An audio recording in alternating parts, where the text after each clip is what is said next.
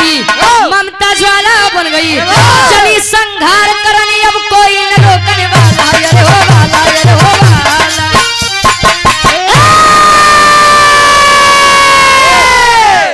चली संहार करने अब कोई न रोकने वाला, माता की ममता ज्वाला बन गई।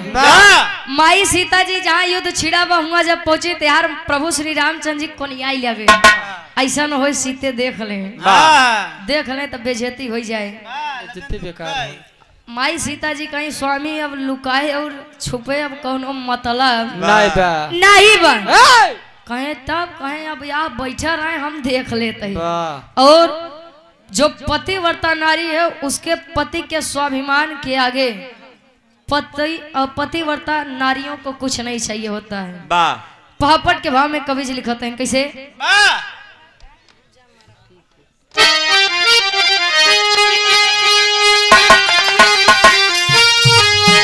अरे देसिया के मचलबा तूफानवा बीच बनवा में, अरे तो देसिया के मचलबा तूफानवा बीच बनवा में, तो क्रोध से कांपे धरती योगा गनवा बीच बनवा में, क्रोध कांपे धरती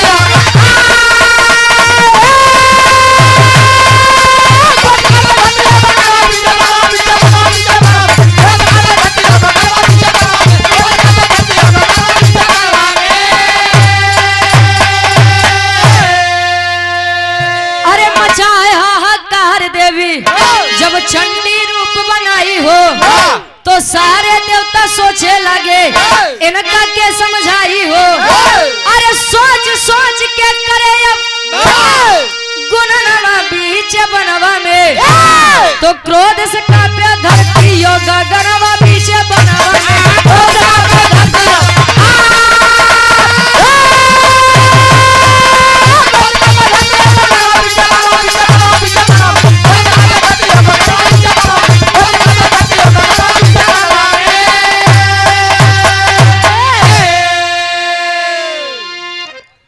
अब यार माई सीता संहार करने के लिए जब चंडी का रूप बनाई, अब रक्तासुर के वरदान दिए रही, रक्तासुर के जे बूंद रक्त नीचे गिरे तय नया रक्तासुर जन्म ले ले।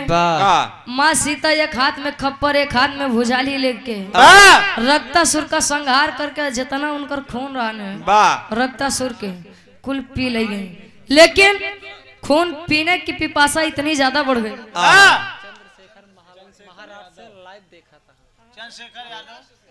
महाराष्ट्र से चंद्रशेखर यादव जी ये लाइव देखा तो है। वाह, 51 रुपए का महान आशीर्वाद। क्या क्या लाइव चलाई है?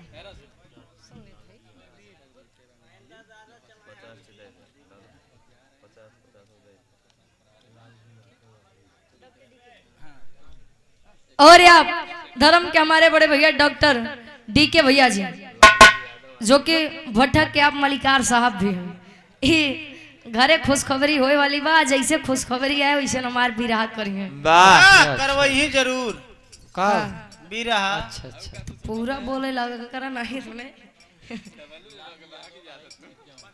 लाल जी यादव जी अरई से आपके द्वारा इस भाव को समझते हुए 101 रुपए का महान आशीर्वाद। आप जा रहे हैं क्या भी रहेंगे? आपके द्वारा इस भाव को समझते हुए 151 रुपए का महान आशीर्वाद।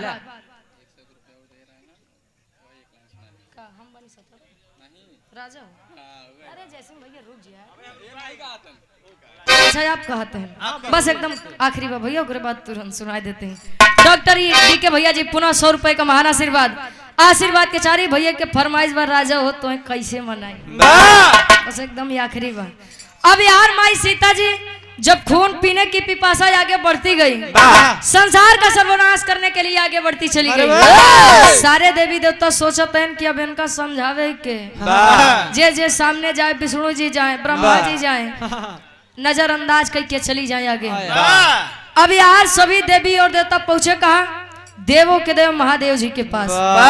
कहे स्वामी अब दुनिया के आप ही आधार बटे अभी आप ही के हाथ में सब कुछ बा। माई सीता जी जहाँ संहार करत आगे बढ़त रहे, भगवान शंकर जी जाई के आसन मार के लेट गए। यार माई सीता जी क्रोध से आगे बढ़ते होत का आखिरी भाव में कवि जी लिखते हैं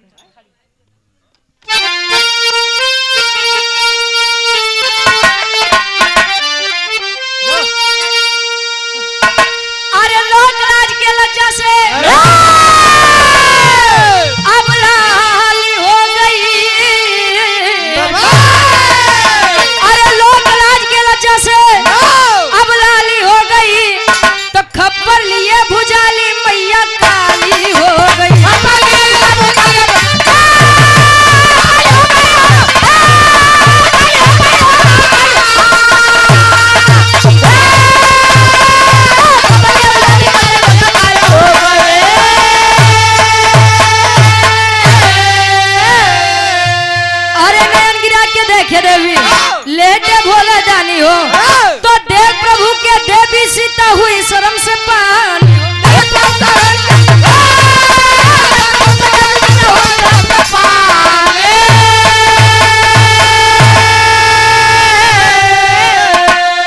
अरे तो शर्म से ला गई जैसे पुष्प की डाली हो गई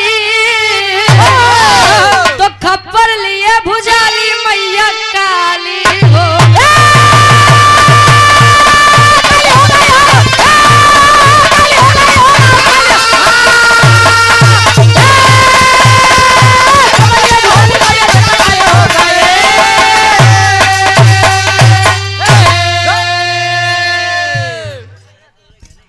कमला शंकर यादव जी अरई से आपके द्वारा 101 रुपए का महान आशीर्वाद।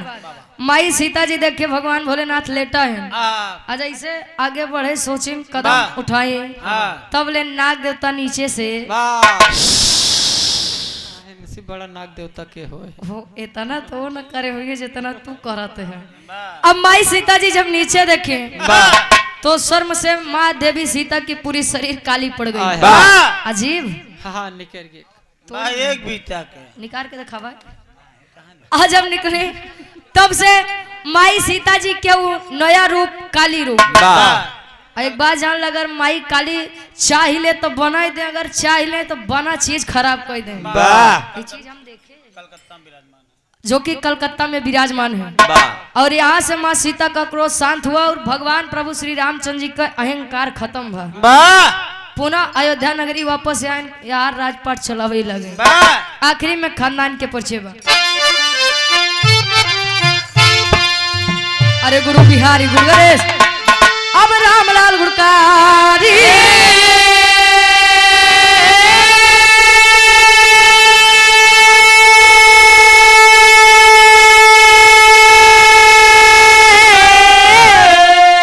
अरे कथन करे कवि आकाश कुमार प्रयागराज की तैयारी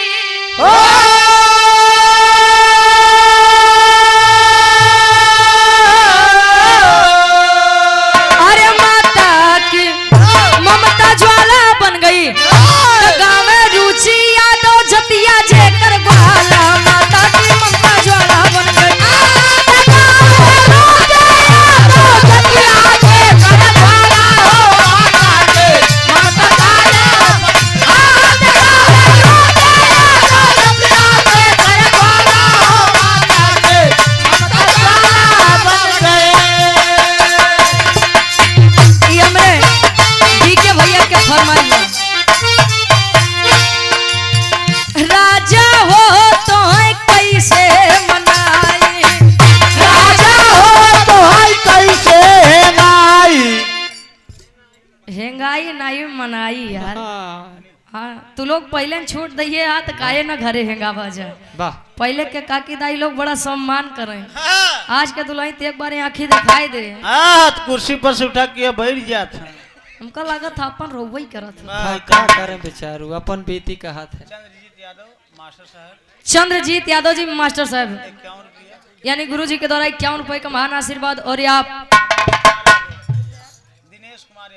दिनेश कुमार यादव जी किचकिला से आप गार्जियन जी के द्वारा 51 रुपए का महान आशीर्वाद।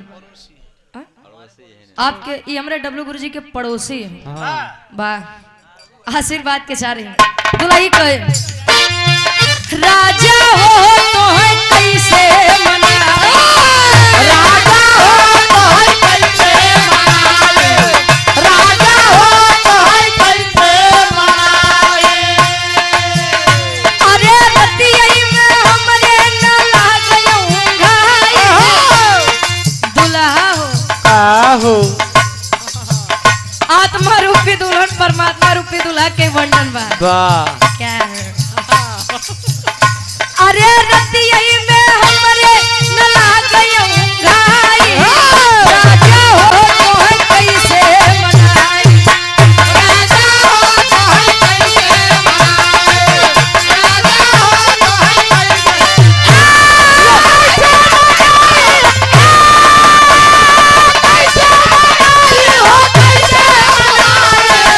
राजा हो तो है दारू सुधरिए सुधारा सुधारा थम थकी जाओ। होली मिलन समारोह बंदीपट्टी चौराहा हंडिया प्रयागराज। आप श्याम सुंदर प्रजापति जी ये गार्जियन जी के द्वारा 100 रुपए का महान आशीर्वाद। फिर आइए हमारे डॉक्टर भैया। ठीक ठीक। और आप धर्म के हमारे बड़े भैया हैं आप डॉक्टर डी के बंगाली जी ये गार्जियन जी के द्वारा 200 रुपए का महान आशीर्वाद। आशीर्वाद के चारे कि हम बच्चे अपनी कला में कामयाब रहे। बहुत जल्दी बोलेंगे पहले दुबारे आशीर्वाद के चारे। तुलसीराम यादव जी लालापुर से 51 रुपए का महान आशीर्वाद। डॉक्टर डी के बंगाली जी ये भैया जी के पूरी टीम की तरफ से बाबा ये 100 रुपए का महान आशीर्वाद। चरणों में कोट कोट नमन है आशीर्वाद के चारे। माई भगवती आपके काम में दिन दुना रात चौगुना तरक्की दें। और पुनः धर्म के आप बड़े भैया डॉक्टर डी के बंगाली जी 100 रुपए का महान आशीर्वाद। आशीर्वाद के चार रही। बासुपुर हंडिया से आप बिशंबर यादव जी 51 रुपए का महान आशीर्वाद। बीतबल पनवा तैयारी गए जवानी बीतबल पनवा तैयारी गए जवानी बीतबल पनवा तैयारी गए जवानी। अरे नहीं नहीं के नहीं नहीं के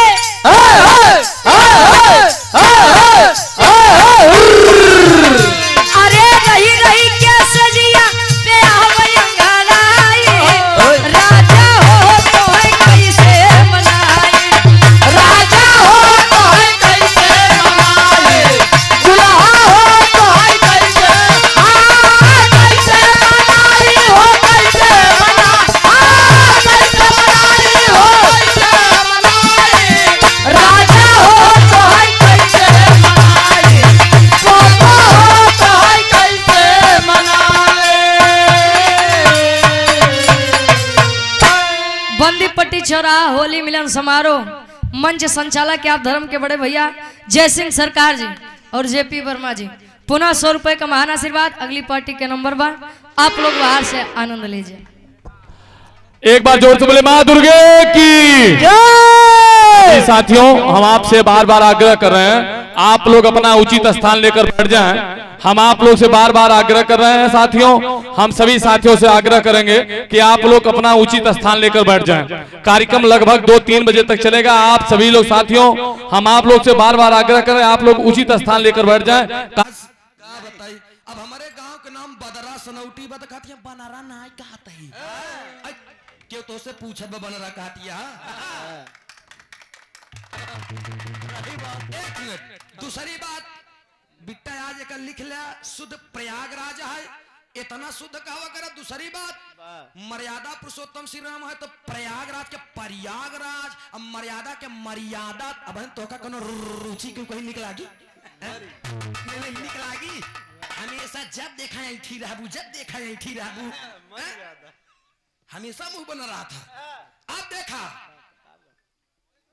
यही लोग कहा थी हमरे आजा बाबा दादा एक पुरानी अच्छा तो का है ना हम लोग दबा रही पुरानी आजा बाबा दादा कहे हाँ न 100 पढ़ा ना एक ही प्रताप गढ़ा ऊपर से अराई वाले चढ़ा ए भैया थोड़ा सिख कहा था बेहद खूबसूरत लड़की के देख के बताओ बका के डब्लू गुरुदेव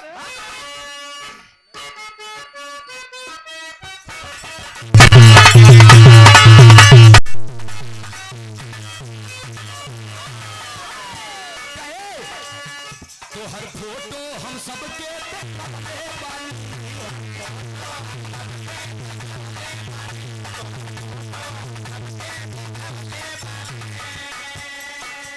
घर वालन के अपने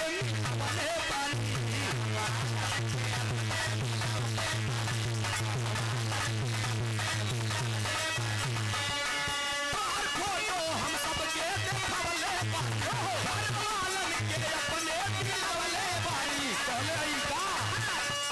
बनब दूल्हे राजा लेके बंद बाजा